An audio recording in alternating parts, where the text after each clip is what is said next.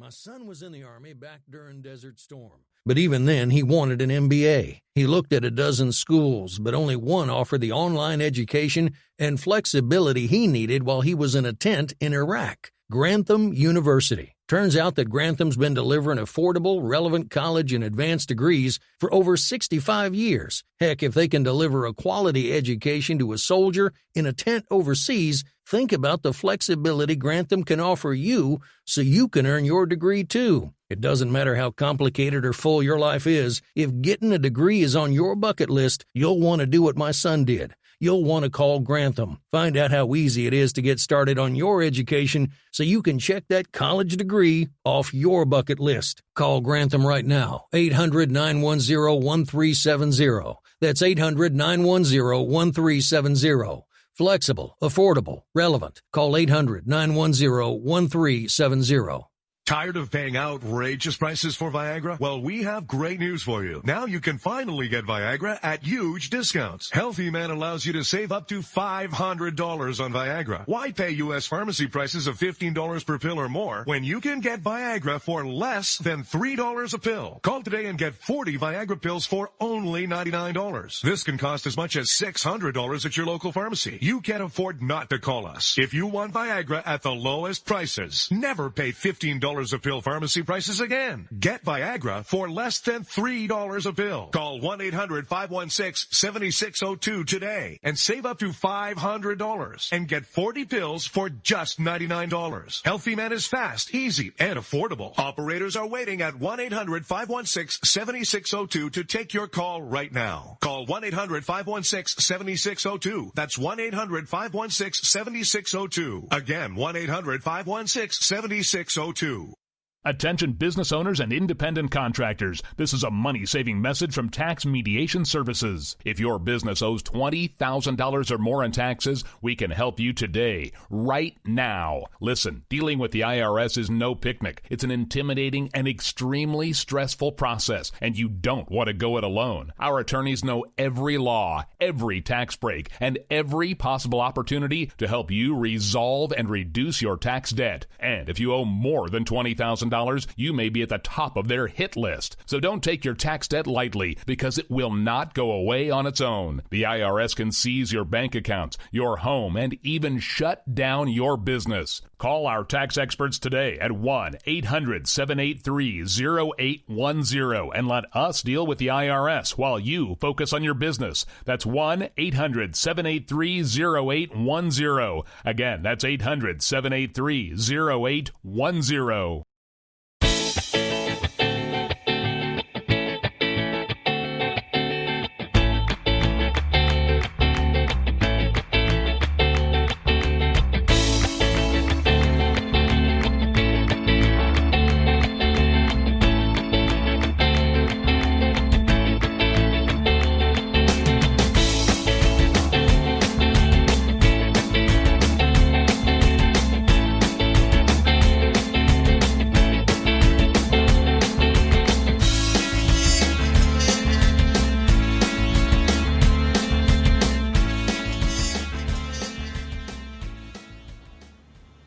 And welcome to another episode of He Said, She Said. And with me tonight is my wonderful co-host, Mickey. How are you doing, Mickey? I am doing good. I am Mickey Blowtorch, and I'm coming at you live from Elvira's massive pumpkin patch. How are you tonight? Yeah. You have no idea how badly I wish that were true. That makes two of us. I know, right?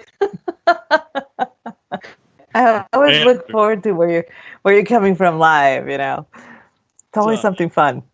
Yeah, I try to keep my travels fun and interesting and delightful for the sake of the viewers, or the listeners, rather. You know, got to keep the masses entertained with premium locations. Oh, yes. How is everything going with you? Doing pretty well. I am pretty stoked about tomorrow. I've been hearing rumors around here that kids are coming out for trick-or-treating, so I went out and stocked up on full-size candy bars, and those little suckers better get here because I am not going to eat 5 bags of full-size candy bars. If you have any left, it's not going to happen. There's I think that there might be trick-or-treaters here tomorrow, but I have no idea. The city is regulated against it, but I think the neighborhood is allowing it. I don't know. I quit paying attention to shit this week. Everything's gotten so crazy and wacky. I'm not sure if the city that I'm in actually censored it or not. I know that the city I live nearby, which everybody knows I live near San Antonio, they at first said no trick-or-treating, and then they took it back. And they said, if you're going to do it, please observe social distancing, observe the 6 feet rule, observe this, observe that, blah, blah, blah. Nobody's going to do that. When you go trick-or-treating, you're taking a horde of kids. You're not going to keep them 6 feet apart from each other. It's not going to happen. Those guys are going to be mobbing up at the door. Yeah. So I'm pretty much expecting a lot of kids. So that would be fun. I think this year, the first time that some kid sneezes on me, that's the second that the lights go out and the door's going to shut. I don't know. I'm going to miss Halloween this year, though. I've discussed it several times on the show before, but my neighborhood really loves getting together on Halloween. And that's how we all kind of met each other and became friends, grilling hot dogs and hamburgers for the parents with the trick-or-treaters. And it's just really kind of cool. It's like a really big block party that gets super busy. The Halloween down here in my community is just really interesting. I've always liked it. This year will be kind of a bummer, but next year will be better. Oh, I really hope so. I really hope so. I'm kind of bummed we had to do away with our practice too. But I'm still looking forward to kids breaking the rules and showing up to my house and demanding that I provide them with free stuff like any socialist would. So yeah. What do you guys usually do for Halloween? What do you usually do what's your normal Halloween like? Well, normally we since I live down in a cul-de-sac, we normally congregate down there and we put up some tables and we provide, for the neighbors, we do grilling and we provide sodas and stuff like that. And then we all contribute like little snacks and juice boxes in case any of the little kids that come by get thirsty or whatever, because they've been out for a while.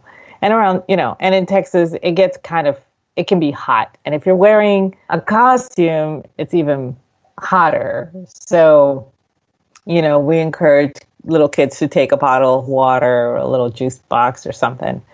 But this year, unfortunately, we're just staying in our houses. And like half of the neighborhood is actually leaving town. One of my neighbors is going to go take care of his mother. She's having some issues over in Houston. So he's going to be gone. And my next door neighbor, she's taking her parents to Texas Hill Country for a wine tasting or something like that. And then the most recent additions that have actual little kids are actually going to be gone, which I find kind of odd because they just erected a huge bouncy castle out there. So I don't know. I don't know what's going on with them.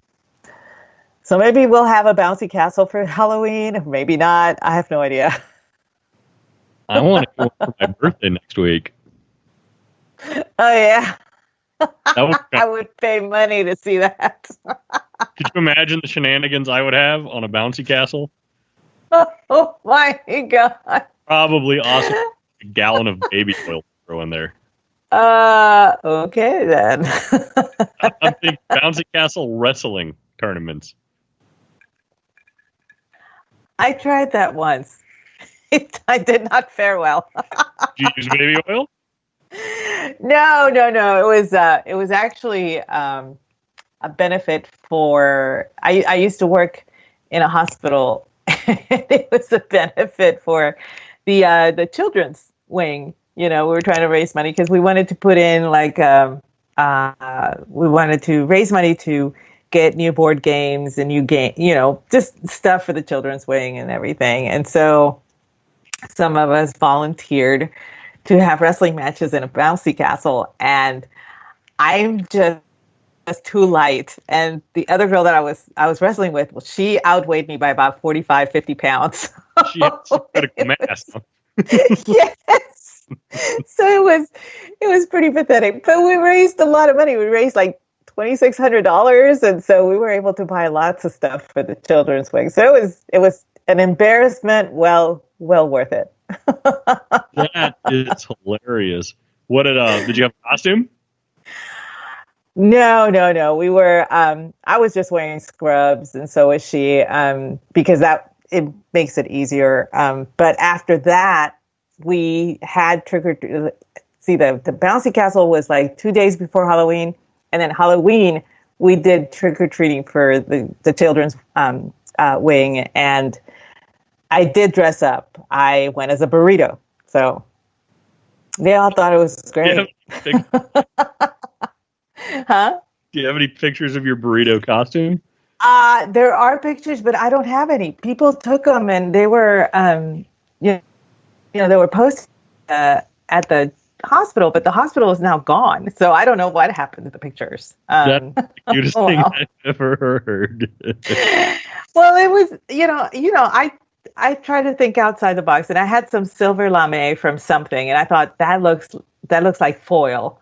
So I fashioned like a wrap around me with that, and then I used a material, I think it was muslin, to make like a tortilla around my neck, and then the cheese was sticking out around the neck, and the whatever, and so I went as a burrito. It was, and everybody thought it was great.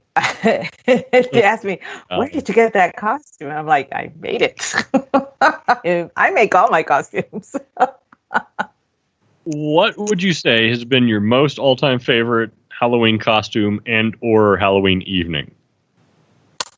Okay, costume-wise, my favorite is not everybody's favorite that I've posted on Twitter. I actually like my post-apocalyptic Alice in Wonderland. I thought that was really outside of the box.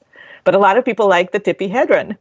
They thought the Tippi Hedren was hilarious. Every person that I know on Twitter that knows you always brings that up when after the birds come up. Yes, me as Tippi Hedren. That was pretty epic. I was talking to one of our mutual friends, Jennifer Lee, the other afternoon, and she had posted a picture of what was the guy's name? Ron and the birds. Is that? It escapes me now, but yes, I know who you're talking about. See his face perfectly. Anyway, the male co-star in Tippi Hedren on the birds, and I had commented on her picture, and then she said, "Did you know that Aggie dressed up like Tippi Hedren from the birds?" And I'm like, "Of course. Everybody knows that about Aggie. That's your claim to fame in the Twitterverse, I think." I guess so. It's the one thing everybody always brings up about you when you come into conversation, or when the birds come into conversation. And I think that's great. I think it's hilarious that that people associate. Yeah, and the thing was that was on the fly. I remember doing June Cleaver, and I got a bunch of verified accounts to follow me because I did June Cleaver. That was a really cute comment. Yeah. But the birds, I think, it's possibly everybody's favorite. You hit it right out of the ballpark. It was just so detailed. I think that's what got everybody's attention and got all of your fan following from just the detail of that costume. It was so well done and well put together. The dress you wore, sorry, fantastic. It's Rod Taylor. That's right. Who it was. Not Ron. I was like, Ron, why is it not? It's not Ron. It's not Ron. It's Rod. Right. Rod Taylor, yes. So, that's not the same guy that was in Breakfast at Tiffany's, is it? No, that was George. No. That was George Peppard. They're like the same dude. Throwing a little bit of Rock Hudson, they're all similar. Yeah, but they were all great, I gotta say. Man, we need to do a top 10 list of our favorite silver screen movies from that era. I think. Oh, yeah. We can talk about all of Oh, the that would be so much fun. Yes, let's do that. Yeah, that'd be a great episode. We'll, at least our top 5 Hitchcock films. Our top 5 Hitchcock films. So they'll probably be the same. But he's got such a long list of his works that we might have some different ones. Maybe.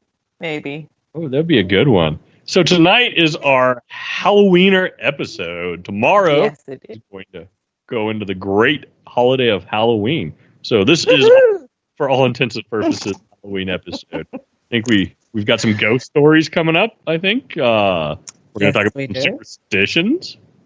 Yes, we will. Ooh, I'm already getting goosebumps. Do you have your blanket with you and your little nightlight? Listen, no need to make fun of me. Don't you judge me. But yes, I do, actually. That's fantastic. Last time when we were talking about urban legends, and you started getting a little bit nervous. I could hear it in your voice. I was a little freaked out. As a matter of fact, after the show and after talking about the chupacabra, I called my sister. And she was like, what the hell are you doing talking about that? We don't talk about that. That's like Fight Club. It's like, okay. The first rule about chupacabra is you don't talk about chupacabra. I know. It was pretty funny. She was like, we don't talk about that. But did you tell her about chupacabra? Well, she knows, and it freaks her out too. So she was mad at me because I mentioned it on the phone. That's actually a superstition. Yes, I know, and it's just, and we try to be logical about it, but we fail. We just always fail. I've noticed a lot amongst Hispanic folks, and I'm sure it goes beyond their particular culture, but it's the one that I'm the most familiar with. The reluctance to say the names of certain entities or monsters and things that are scary. Like if you mention, then that's just kind of opening a door or an invitation for that particular. Exactly. It's exactly it. It's an invitation for that thing to come into your house. That you're done. You say the name. It's like Voldemort, which I never understood. Everybody's like, "Oh, we should never say his name." Why not? Like, it's not like it's Chupacabra. Voldemort's a fucking book. That always cracked me up. I was like, "Oh, he who has not been named," and I'm like, I don't get that at all. But then again, me, I can't say the C word around my sister, else she freaks out. So. Oh, the chupacabra. I was thinking of the other C word. That C word.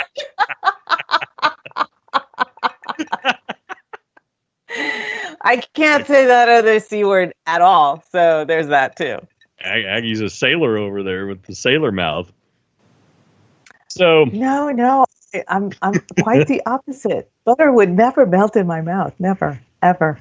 The C word. Nobody fucking believes that. You do have some spirit that gets out when I get you all riled up. It's hard to do though. It happens. Mm-hmm. What are you drinking this evening? I am finally having a drink. I'm having a mojito. I like mojitos. Mojitos are nice. I enjoy mojitos too. And you know what else I really like at brunch? The mimosas. Yes. I drink some mimosas like a basic ass bitch. I love mimosas, and I do my own twist on mimosas too. I don't necessarily just do orange juice and champagne. I'll add like a shot of Grand Marnier in it, or Chambord, or something else, and it's always good. What if they had sparkling tequila? Like soda. Oh my God, I'd die. And you could put it in like grapefruit juice and have a sparkling tequila mimosa. I just came up with the next thing that's going to be crazy. It's going to be bigger than White Claw. Watch. That's actually a drink. It's just not sparkling. It's a Paloma when you take grapefruit juice and tequila.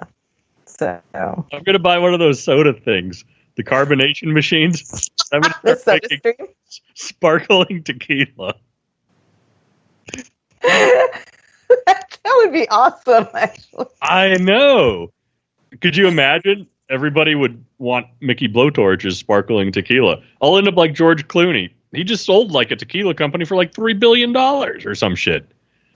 Yeah, Casamigos. I think that was his tequila. It's ridiculous. I know. It. Ryan Reynolds had Aviation Gin, and he sold his for $600 million. And Ryan Reynolds has a cell phone company now. Yeah, he now has a cell phone company. I'm like, do you just pick something up and then it magically makes money and then you sell it? Is that how it works? It's amazing. Hard to like Ryan Reynolds. I am jealous as shit of that dude's body. Those abs that he has. I couldn't have, if I had abs like Ryan Reynolds, I would have slept with every woman in North America. Guarantee it. I like his sense of humor. I like his delivery, but yes, he doesn't have to be buff for me to like him. As a matter of fact, that's actually a detractor for me. I think his personality is hilarious. His sense of humor is just so deadpan hilarious, and he's got that Vince Vaughn wittiness about him. The fast talk quips. He never misses a beat, and I think most of his acting is probably ad-libbed, and it's just fucking hilarious. We saw that come to life with Deadpool. But if you go back to his early start with like Van Wilder, hilarious movie. Oh, dude, I'll give you one better. He used to do Twilight Zone episodes, the new Twilight Zones, and the new Outer Limits. I was just thinking about that. He was in the old Outer Limits, or the new one, but it was from the 90s. Yeah. And he was kind of he looked a little pudgy, to be honest. Yeah. He did. Maybe the rock hard body of his is kind of like 18, 19. I don't know how old he was. He was supposed to be late teens when he was doing this. That teen angst of having the look at Jerry O'Connell. He's all ripped and buff too, and he was pretty pudgy in his youth. Yeah, he was. Stand by Me. I still remember. Yeah. And then he married Romaine. Yeah, he did. Total score there, in my opinion. Whenever I'm feeling down about life, I always look up a picture of Jerry O'Connell from Stand By Me, and I always think, you know what? That little motherfucker married Rebecca Romaine. Anything is possible. And that's what I find my motivation to be awesome and be Mickey. Yes, but remember, Mickey, someone got tired of her shit, and his name is John Stamos. So there's always a flip side. I am looking at a picture of John Stamos right now. It's on my books.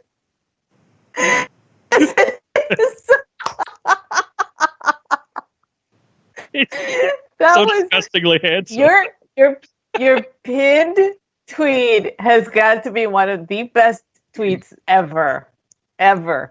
You should have. And we are so far. We're so far off of our theme tonight. But I mean, I had to say that.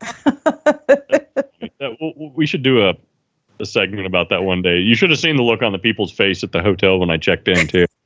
Fantastic. But I still have the photo. It's right here next to me. John Stamos giving that classic John Stamos smile. Mm-hmm. Why don't we pause now, since we've already burned up an entire half hour? Go to commercial, and when we come back, we'll get on topic. Okay. He said, she said, Halloween their episode. I don't know where that came from.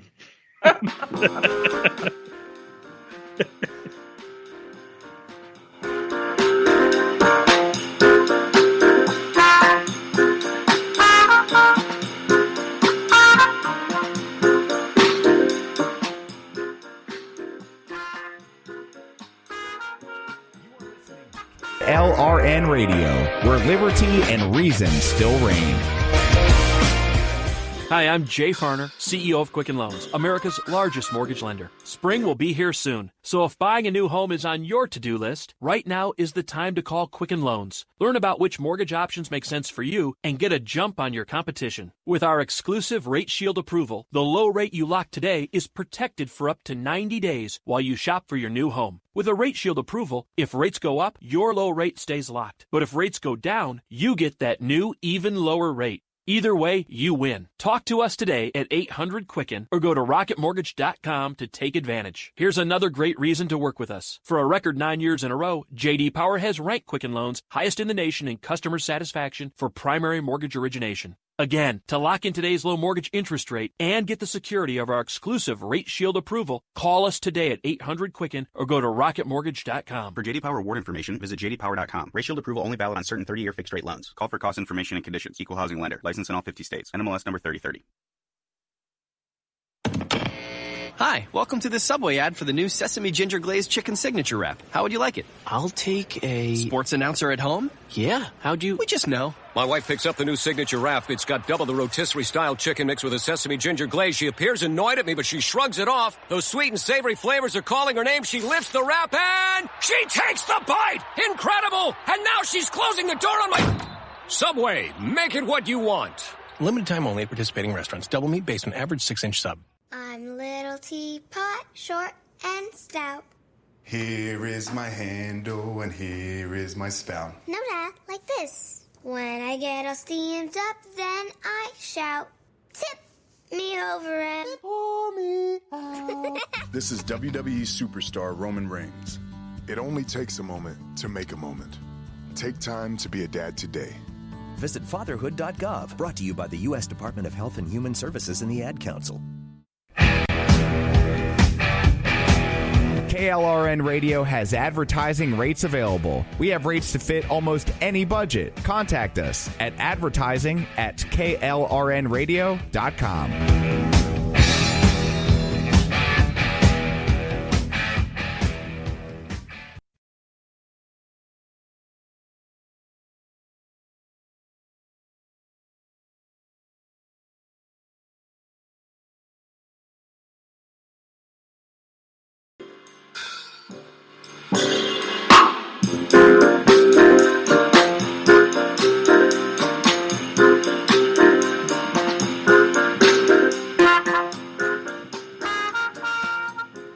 And we are back.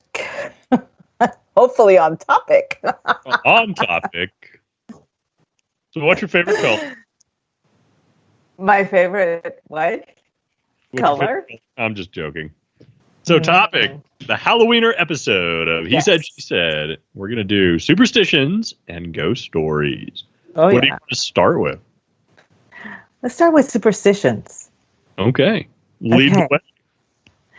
Well, I have some. It's funny because superstitions actually have they always have a foundation in something. It could be a myth, a legend, or an actual happening. And a lot of people are very familiar with some of these, like walking under ladders has always been considered unlucky. But the reason for it is actually twofold. It goes back to the early stages of Christianity, where when you leaned a ladder against a wall, you're actually forming a triangle. And a triangle in Christianity is it's sacred. It's the Holy Trinity. So when you're actually walking under it, you're breaking that triangle. So it was profane. Oh, I never knew that. Mm-hmm. But later on, after the Renaissance, after things, the Age of Enlightenment and everything, and after, a lot of people became more secular, it did actually resemble the gallows where people would actually be hanged. So walking under it kind of made it seem like you were next to be hanged or whatever. So people avoided it for that reason. So it was it had two different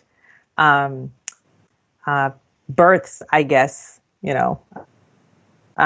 but I always thought that was kind of cool that it was that it had a Christian one, it had a secular one as well. So that's one of my favorites. I just always think that it's like, go ahead, do it. You know you want to walk under that ladder. Meanwhile, so evil. nuns everywhere.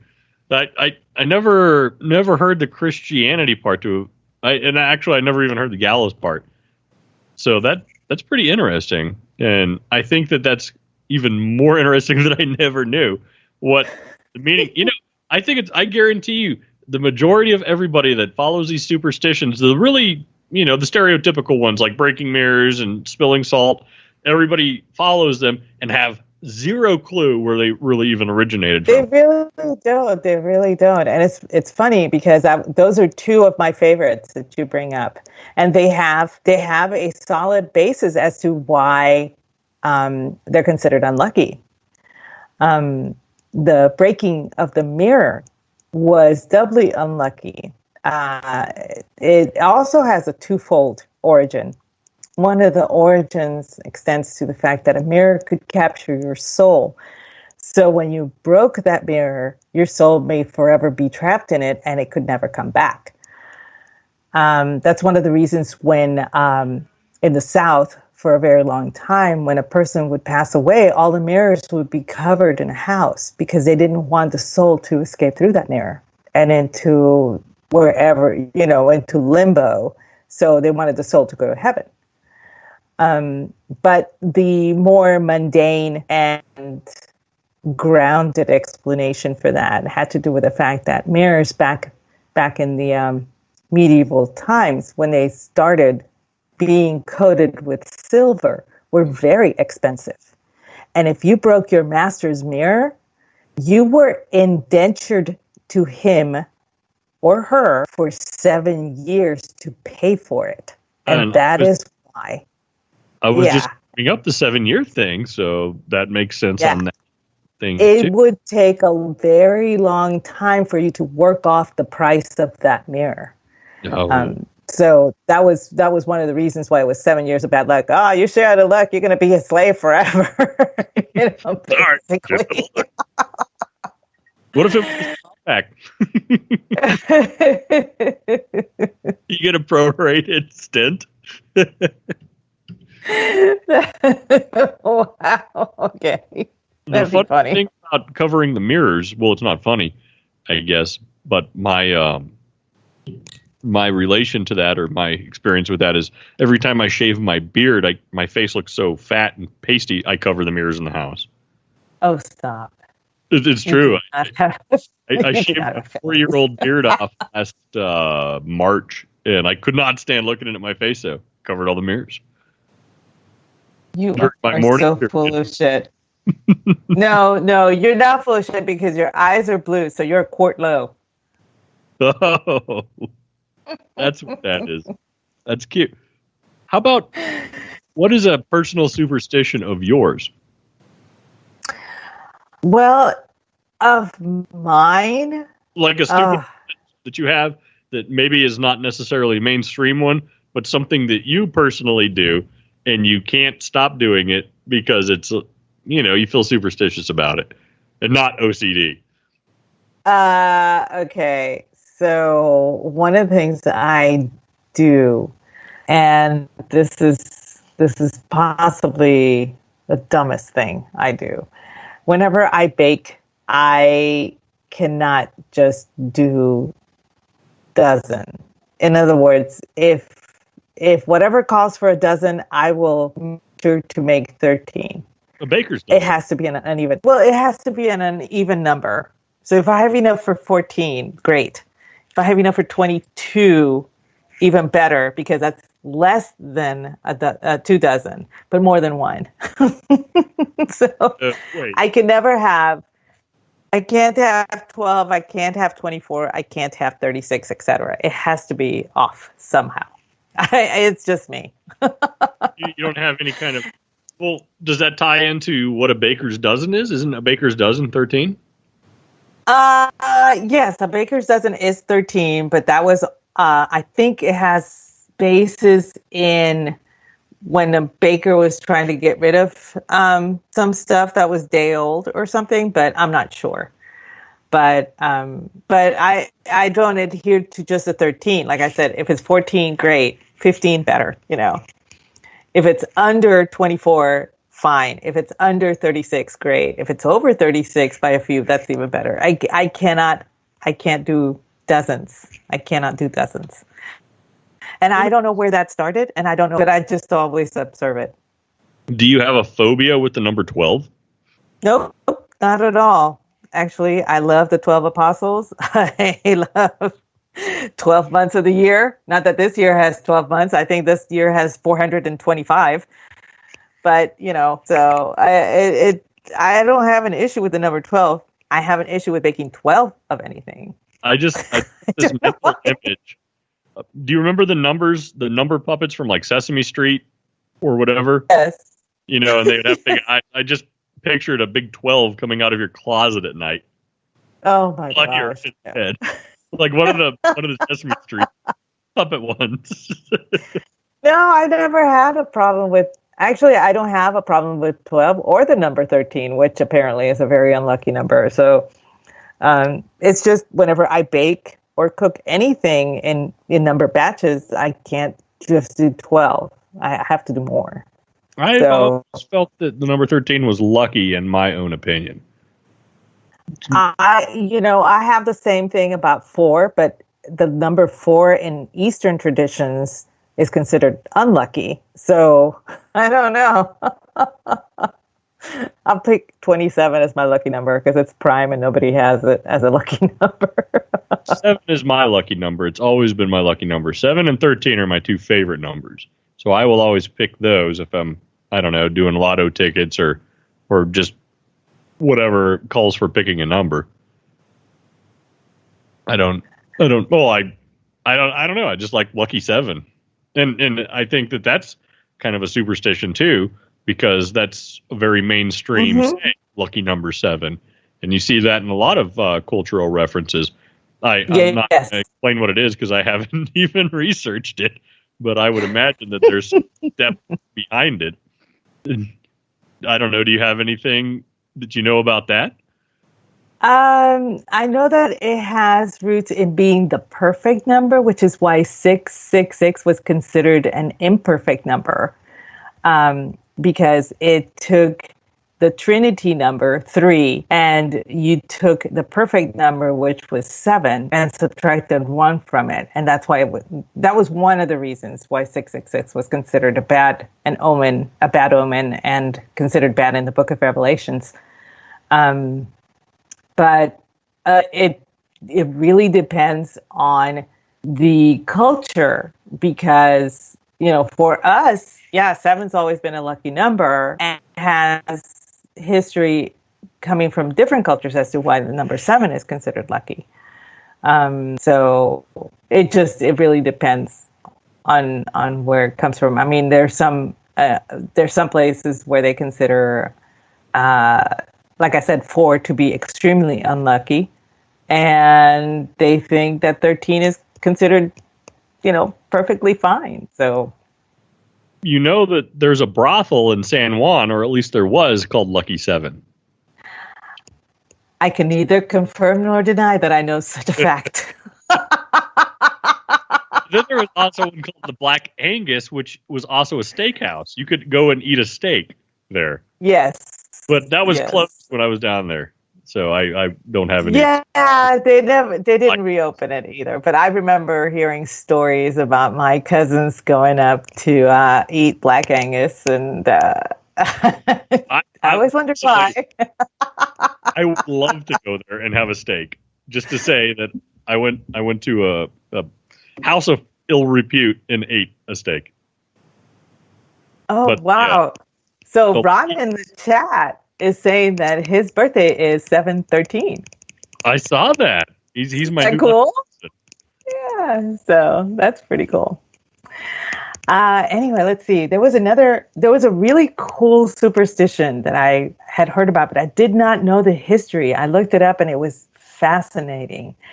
And 3 on a match is the name of the superstition. You should not light 3 cigarettes on one match.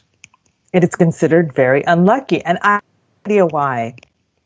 I found out why, and it has a military history. That's interesting. Apparently, it hails from World War II. It was World War One, actually. During trench warfare, it was very hard for snipers to pick out anybody because the trenches were so deep. Unless they lived secrets. Exactly. Shit. When you're lighting the first cigarette, it gives the sniper a light.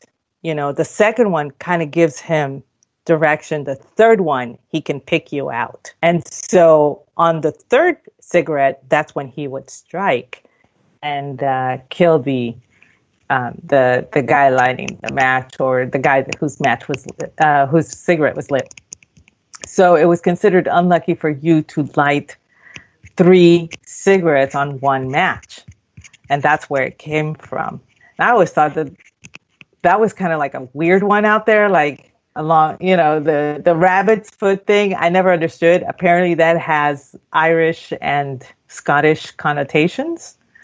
But, this one was like way out of the blue. I was like, I had no idea that there was one that was actually born from military usage. And I thought that was really cool. That is fantastic. I've never known the history about it, but I do recall my time in the service when we would do the 3 on the match thing. And I just thought, okay, just random superstition. The funny thing about the United States Navy and America's most favorite fighting sports, the United States sailor, are the most superstitious people you'll ever find in your life. With good reason, too, because basically everything you do is inherently dangerous. I mean, I'm not saying that Marines and the Army and all that. Obviously, that's dangerous shit. But really, living on a vessel in the ocean. in the middle of nowhere. Exactly. It's dangerous as shit. It's dangerous 24/7. Well, there are all kinds of little things that sailors do and believe, and some things are gross, some things are not so gross, but the Navy is full of so much deep-rooted superstition. Like, I'm sure you've really, something that's gotten really trendy, at least it had in the last 15 years or so, was like some old-school Navy tattoos. And a lot of those are tattoos that you see, like those nautical stars. You know what I'm talking about? And it was real popular for a while for girls to get those on their feet. They thought that was real cute. So there, I'll get to that in a second there. So the nautical stars, you would see sailors, and this was mostly the older guys, would have tattoos of things like pigs and roosters, your standard barnyard type things. And then another real popular sailor tattoo was two little swallows on your chest. So going back to being at sea, if you were to go overboard and you had to spend time in the water, which is every sailor's nightmare. Because let me tell you about sharks. Oh, no. They swarm, and they're out there. We used to have these, what they called a swim call, where you would go swimming off of the ship. We had guys with guns along the sides of the ship, just for sharks. They were shark lookouts. So anyway, going overboard, being on a sinking vessel, whatever the case is, you're in the water, and that's a sailor's worst nightmare. So the tattoos that sailors would get of like pigs and rabbits and roosters and things like that are animals that never drown. When was the last time you saw a pig that drowned somewhere? That makes so much sense. I have a friend of mine, his name is Duncan. He's Canadian, and he just, when he retired out of the Canadian Navy, he got 2 swallows on his chest. And he says, this is for every Navy veteran out there. And nobody else will understand why. And I didn't. I had no idea why. And they were beautiful tattoos, don't get me wrong. But I just thought, that's kind of weird getting 2 swallows. But hey, you do you. But now it makes sense. Now I get it. I see why they would get those tattoos. That's a great superstition, though. And I bet it actually helped a lot of people with their psychological stability, because it's not easy being on a ship in the middle of nowhere where you can't go anywhere. it's just so it is dangerous. Like they say everybody in the Army is an infantryman. Every United States sailor was a firefighter. We that is true. Here on, we could fight fires. All of us knew how to do it. They had specialized guys that could do it a little bit better than the regular guy. But honestly, the person that's closest to the fire is going to be the person fighting that fire. So every firefighter, it's dangerous. My friend Duncan, he's a firefighter now, and it's funny because over here there was a Duncan that's a firefighter. It was Navy with me. Well, they were having a job fair or something like that, and the local fire department was, out at the job fair and everything. And this young man, he had just gotten out of the Navy, and he was looking for a job because he literally moved from Virginia here, and he's looking for a job. And he walks up and says, "Well, I just got out of the Navy." And the guy sitting there said, "Say no more. Just fill this out. You're at the head of the line." But it's true. Yeah, every single Navy sailor I know had to be a good fireman, a firefighter, I should say. When I got out of the Navy, my goal was to become a firefighter. And then I learned, you got to become an EMT and ride the ambulance. I'm like, fuck all that. I just want to run into burning buildings. Do that shit. So going back to the two swallows is interesting. I just looked up and got some clarification on it. So and almost 99% of anything to do with naval superstition, rather you're in the Iranian Navy, the Canadian Navy, or the U.S. Navy, it all goes back to kind of the country that's the father of naval warfare, and that's Britain. Most of our U.S. Navy stuff, our ranks, our insignias, things like that came from the British Navy. But sailing, since the birth of sailing, sailors are the same creature. It doesn't matter who you're sailing for.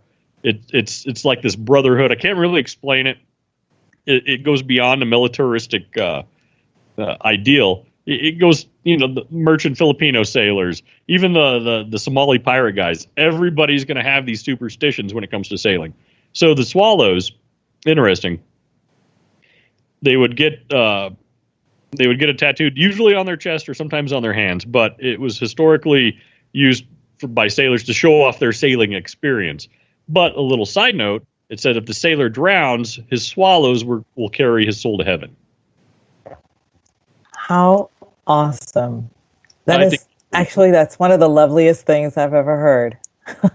We could it really is. An entire episode of naval traditions and superstitions, and that would be kind of fun to do one of these evenings.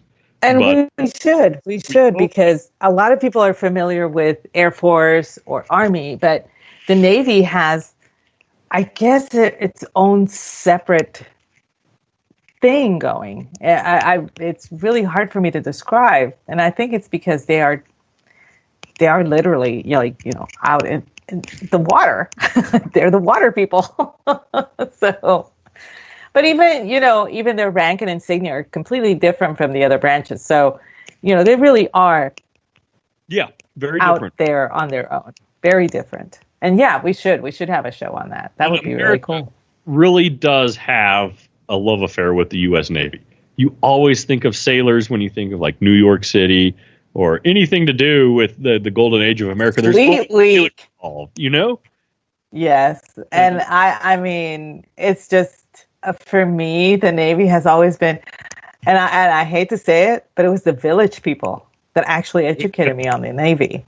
But that was my first introduction to what the Navy was, and I wanted to know what the Navy was, and I actually went to the library to read up on the history of the Navy because of that song. So, that was kind of cool. That reinforces my argument because the Navy plays so big into pop culture. Mm-hmm. But that's another episode. I think we could do an episode of that and some of the other branches. Crow is talking about the Marines eating crayons in the chat. That's an interesting tradition. Gotta love my devil dogs. So moving on to the Halloweener episode, superstitions. One of my personal superstitions, and I've had this since I was in the Navy, I bought a St. Christopher medal up at the Vatican.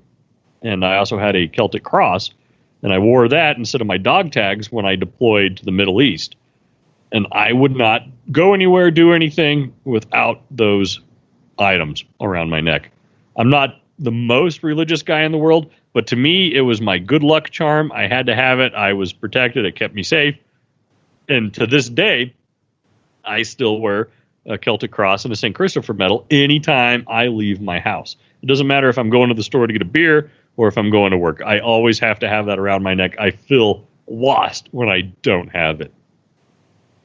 I completely get the whole, the concept of a talisman transcends so many cultures, and that is a really good description of one. Even though I'm Catholic, so for me, the St. Christopher's medal is like, when you said that, I was like, yeah, totally. I have one too. You know? And it's funny because I have St. Jude, and I have, I have a bunch of, Jude's another good one. Saint medals. So, a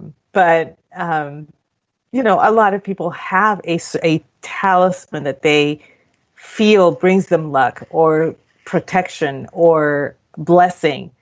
So it's not out of the ordinary for anybody to have that. Sometimes people are like, why do you not change your socks before you do this? And that kind of thing. Yeah. And I'll be the first to admit, some of them are pretty screwy. Like my cousin, he literally wore the same pair of socks without washing an entire season of baseball because he felt that was his good luck charm. And I'm going, dude, you gotta get this up. And he's like, no, this is my lucky charm. I mean, we were young. I think I was like 12 and he was 14. And he's like, no, I can't change my socks. I mean, by the end of the season, those socks could walk by themselves. And they probably did. Oh, my God. Because I never saw them again. I can envision the yellowness and the crustiness. Yeah, it was beyond that. So, but, that was his thing. And they won the championship. So I have no, I don't know what to say outside of that. Aggie, guess how many people are in chat right now? 12. I don't know. It says, get out. No. Somebody else get a chat now.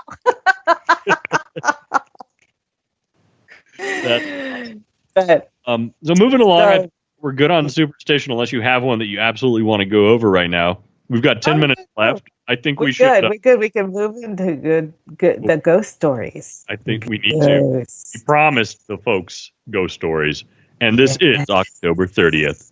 The Halloween episode. Do you have an awesome ghost story? I actually do, and it's kind of mild compared to most. It's an actual good story, as opposed to a haunting or poltergeist type. My grandmother, when she married my grandfather, this was back in 1926. I want to say she was 23, something like that. They bought a house. The house was on what we would call a main street in my hometown back in Puerto Rico. But unbeknownst to my grandparents, the house was actually built on the ashes of an old house. A person had died in a fire. And when the house was built and my grandfather bought it and everything, he had no idea of the history of the plot of land or what had happened in there. Anyway, come to pass that the house has to be raised because of termite damage and everything. It was an old house, and I loved that house. It was all wood, but every bedroom door was louvered, and it had plantation windows. I mean, it was like being in a plantation. It was such a great house. But of course, I was tiny, so to me it looked huge. When I look at pictures of it, it looks like, wow, that's a tiny house. But so the house was raised, and my dad actually paid for a new house to be built. And that's when we found out about the tragedy that had befallen the house before that one. Oh. And my grandmother said, well, that explains a few things, but she never actually elaborated. She lived in the new house up until she passed away back in 96. And I remember one time, the house that my father built was actually 2-story as opposed to 1-story. She was actually walking down the stairs and she slipped. Now, as you know, in Puerto Rico, there's no carpeting. It's just tile floor, and it's hard concrete tile floor. I hate it. Yeah, she slipped and fell all the way down, and all she had to show for it was a bruise on her head. And it was a very slight bruise. And, my dad actually, when he heard of that fall, he actually booked a ticket. We were living here by then. He booked a ticket. He flies out there to go see her and check on her. And, he gets there like 2 or 3 days after it happened. And he looks at her and it's like, you look fine. And she says, I was protected. And my dad's like, what? And that's when she told him this presence had been there every single day of my grandmother's life and had actually helped her with stuff whenever she would slip, whenever she would, something would fall, something would actually push her out of the way so that she would not be hurt. And this presence kept my grandmother from being hurt in that house for years. And she was telling my dad about it. My dad didn't believe it. But he said, I'm just glad that you're okay, blah, blah, blah, blah, whatever. Several years after that, I'm visiting my grand, and, we were talking about, stuff that had happened in the house.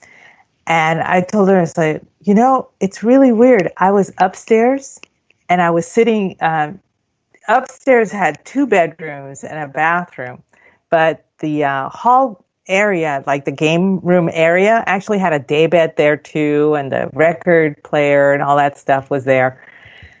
And I was actually sitting on that bed reading one of my favorite books, and I told her, I said, I felt like there was somebody sitting next to me. I saw the indentation of someone sitting next to me. And, I'm just like, I'm trying not to panic. And as I went to turn the page, something pushed the page back. Apparently, the person was not done reading my book. So I just waited a few minutes, and then I turned the page, and I read. And as I went to turn the other one, it pushed the page back. And so I'm telling this, right? Yeah, and I'm like totally freaked out, but I'm like, I'm not gonna panic. I'm not gonna panic. And so after I was done, I put the book down, and I said, I have to go. It's time for coffee. And I went downstairs as calmly as I could, and I told my grandmother what happened. It's like, were you reading Carlos's book? And I looked at my grandmother and I said, yes, I actually was. It's actually my favorite book by my great uncle. I actually have it here now. And she says, that's his favorite book too. And I'm like, what? Who? What the hell are you talking about? And that's what she told me about this presence. And she calls it a him. And I guess because it was a man who died in that house. But I don't know. It never presented itself to me after. But it always protected my grandmother when anything bad happened. I remember she was reaching for something in the kitchen and inside the cabinet, and the thing fell, and the shelf kind of fell, so everything came tumbling out. And I saw her like be yanked back, like she was startled. And I said, are you okay? It's like, yeah, he got me out of the way. And I'm like, you know what? I'm just not going to question anything anymore. I'm just going to let it slide because I just don't know. I didn't know. So I just left it alone. That gave me goosebumps. But, now here's the weird thing. After my grandmother died, my cousin bought that house and moved in. And she never saw that person again. She never saw that presence ever. In all 20 years of living there, she's never seen it. So I think that, the presence was once my grandmother had passed away, he felt my job is done. I can leave now, that kind of thing. I can understand that. I got some goosebumps about the protection of your grandmother. That's awesome. And then the book thing, wow. I know. The book thing, that was that freaked me out, dude. You have no idea. Anyway, what about you? I've got all kinds of stories, but I think I'll pick a kind of a funny one. Ever since I was a little kid, and believe me or don't believe me, whatever, I was always kind of sensitive, if you know what I mean. Mm-hmm. Sensitive to the other realm. I don't know why, I don't know how, but I was always my instincts, everything. Sometimes I might see something I don't want to see. I don't know how it started. I hated it. I hated everything about it. My mother always tried to encourage it. She, I think, was kind of envious, but I absolutely hated it. I loathed it. I didn't want to talk about it. And I blocked it out for most of my adult life. And I have successfully, I think, blocked it out.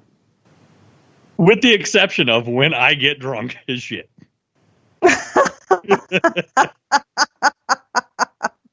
So, when I get drunk, it's like the little defensiveness goes down. And at the same time, I just don't give a shit. You could walk around headless in front of me and be like, oh, that's cool. I'm not saying that I've ever seen anything like that. I haven't. It's not like that. But this one particular story happened last year. We were, my girlfriend and I were at our homegirl's house, really close friend of ours. And she had a little party. It was kind of a dinner party type thing, but there was about, 6 or 8 of us. And this was later in the evening. And I was already tanked and having a good time and, just being me. We decided to play a card game at the table. And so we're all just sitting there. I'm already getting to the point where, I should probably call it quits, but I'm still having fun. And the front door of the house opened by itself and then shut. And I was like, oh, fuck, here we go. Oh, no. And so, within 10 seconds of that happening, the back door of the house, the screen door opens up, the regular door opens up, and then they shut. The timing was perfect. Like something entered from the front door, and then it went out the back door. And then the back door opens back up and shuts, and that's it. So we're sitting there playing this card game. I'm having fun. And I noticed this old guy standing next to me, and I'm probably drunk enough to where anybody could have stood by me, and then I'd be like, oh, I didn't, when you know somebody's standing next to you, but you're not really paying attention. You might look over, you might see them, but I'm concentrating on the game, and so time goes by, and everybody's kind of creeped out because we all saw the doors open and close by themselves, and everybody just kind of dismissed it.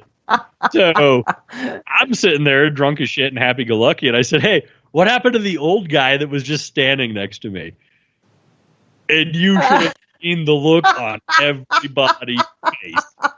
And I'm like, the dude with the gray hair that was wearing the orange shirt, and our friend was like, you just described my dad, who had long since passed. And I was like, ugh. Oh my. And I didn't mean to put a damper on the party or anything like that. But so that's the kind of shit that happens to me when I get housed. There are people that have that sensitivity. And I always hated it as a kid, and I'm still not a fan of it now, obviously. No, I I can certainly understand why. I would be completely freaked out if that happened to me. But, there's some people that have that sensitivity, and some people have it more than others. I have it to a certain degree, but it doesn't manifest itself as vividly as it did to you, obviously. I just think that the spirits are kind of like wary of me. It's really weird. But, I've heard that people with Irish backgrounds, Welsh, Scottish, tend to have a sensitivity of that nature. I guess they just have the ability to open up that realm, and it really can be a gift or a curse, depending on the way you look at it. I don't know either way with my situation, but, as a kid, I just wanted to be fucking normal. Of course, I was going to be against that and not want anything to do with it. And it's nothing that awesome either. Once in a while, something will happen and I will be able to tune in and pick up on it. So it's not like I'm a psychic. I'm not saying that. I'm not saying I'm a medium. But, once in a while, I'll just see a dead old guy standing fucking next to me when I'm drinking and playing cards. But, the thing that really drove that home for me was when our friend said that I just described her father. Oh, wow. It does. Kind of like, I am like, all of the hair on my arms is standing up. The best part, though, you should have seen the looks on everybody's face at that little table that we were playing the game at, the party. Everybody just looked like their courage and everything had just drained out instantaneously. Okay, so it was weird. But so this is the plan, Mickey. You're coming to the next family reunion, and I'm gonna get you tanked because I want to see this shit happening with my family around. You want me to relay all the shit talking that goes on from the other realm? Yes. I am sure that my relatives really, really are trying to get a message across. Uncle Luis thinks your cousin Blanca's pants look slutty. Oh my God. I can just imagine my grandmother and everything that she would want to say about my cousins right now. I just saw one of my cousins has a profile picture and she's wearing a boob tube. And I'm like, please, you're older than I am. Those things do not. You need an over-the-shoulder boulder holder, please. That is awesome. No, it's not. The next time we do an episode, I have to tell you the time, and I meant to tell you this on our last episode, but we're already 7 minutes over. When we were talking about the urban legends, and we talked about La Llorona, I heard La Llorona when I worked down on the river. Get out. I was working on the river. I can shoot this out in like 2 minutes. I reported for duty. This was when I first got out of the military, and I was working down here. I was actually working a security gig while I was waiting for things to come through and settle out. So I was working at this place down off the river, really close to the border. Obviously, that's where the river's associated. And when we talked about La Llorona, the wailing woman that cries because she drowned her kids in the river. So 4 a.m. is when I showed up for my shift. And the kid that I was relieving, we were doing a pass down and looking over the property together. And we were in the parking lot. He was getting ready to leave. And all of a sudden, out of the darkness, we just heard this woman screaming. And my first initial reaction was that something was happening. Like maybe, a sexual assault, something that bad. Because the wailing was just intense. We both looked at each other, and I immediately started running towards the sound. And then I stopped myself almost instantaneously thinking, what the fuck am I even thinking running out into the darkness like that? So both of us heard it. He really kind of, acknowledged the fact that, yeah, there's a fucking woman out there screaming. And I still get goosebumps when I think about it. So I called 911 and said, hey, yeah, we're over here, blah, blah, blah.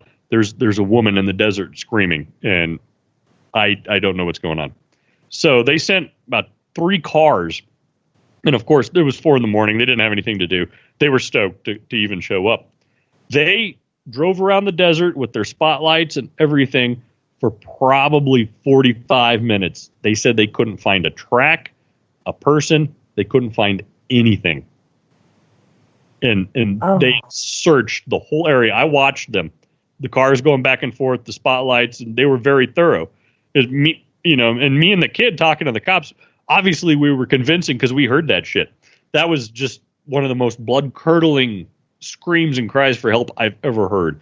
And then when the cops told us that they didn't even find a footprint, that's when I thought, oh, shit. That's some La Llorona shit right there.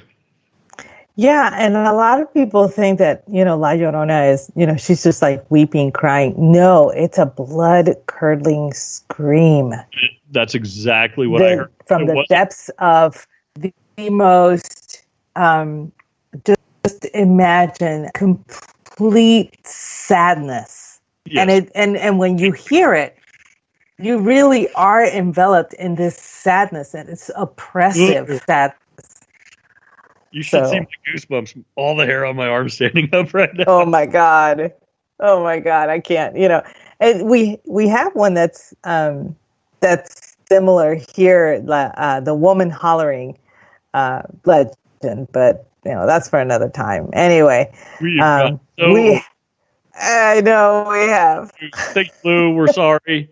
We didn't even have a list this time. This was our Halloweener episode of He Said, She Said. Aggie, tell us where we can find you out there, ma'am. Well, you can find me here at 8:30 p.m. Eastern every Friday with my wonderful co-host, Mickey. And you can find me on Twitter at Aggie Rican or at the cocktail account at Aggie the Barkeep. And you can also find me Tuesday nights at 9 p.m. Eastern doing another podcast with my other wonderful co-host, Martini Shark, also known as Brad, on A Pod Divided. And where can we find you, Mickey? You can find me on Twitter, the only social media that I will ever patronize, and that is at Mickey Blowtorch, being fucking awesome as usual. Thank you all so much for tuning in tonight. Thank you, Lou. Thank you, Aggie. I love you to death. And thank you, America. Good night, everybody. Keep your tits dry.